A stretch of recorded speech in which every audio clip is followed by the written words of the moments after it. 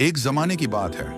एक दूर दराज बादशाहत में एक ऐसा अजीब और डरावना रिवाज था जिसने सबकी जिंदगी पर साया डाल रखा था।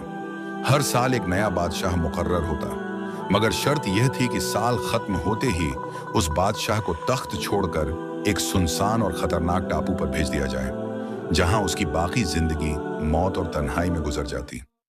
रुखसती हमेशा शानदार मगर गमगीन होती। बादशाह को शाही लिबास पहनाकर हाथी पर बैठाया जाता और रियाया अलविदा कहती, जानते हुए कि वह शख्स कभी वापस नहीं आएगा। फिर एक दिन जब लोग पुराने बादशाह को टापू पर छोड़ने जा रहे थे, समुंदर में एक टूटे हुए जहाज का मलबा नजर आया। उस पर एक नौजवान जिंदा बचने के लिए लकड़ी से चिपका हुआ था। लोगों ने उसे बचा लिया और चूंकि नया बादशाह चाहिए था तो उन्होंने उसी को तख्त पर बैठा दिया। शुरू में नौजवान को यकीन न आया, मगर जब रस्म की हकीकत मालूम हुई तो उसने हिम्मत से जिम्मेदारी कबूल कर ली। सिर्फ 3 दिन गुजरे थे कि उसने वजीर से कहा, मुझे वह टापू दिखाओ जहां मेरे बाद सबको भेजा जाता है। टापू पर पहुंचकर उसने वह मंजर देखा जिसने उसका खून जमा दिया।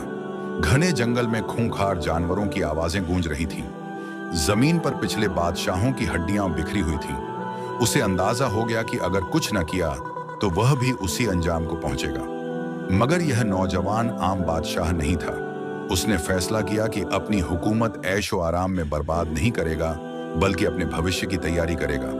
उसने 100 मजदूर इकट्ठे किए और टापू को बदलने का मंसूबा बनाया। जंगली दरख्त काटे गए, जानवर मारे गए, बाघ लगाए गए, मुर्गियां, बत्तखें, गायें और भेड़ें लाई गईं। चंद माह में वीरान टापू एक खूबसूरत और पुरअमन जगह में बदल गया।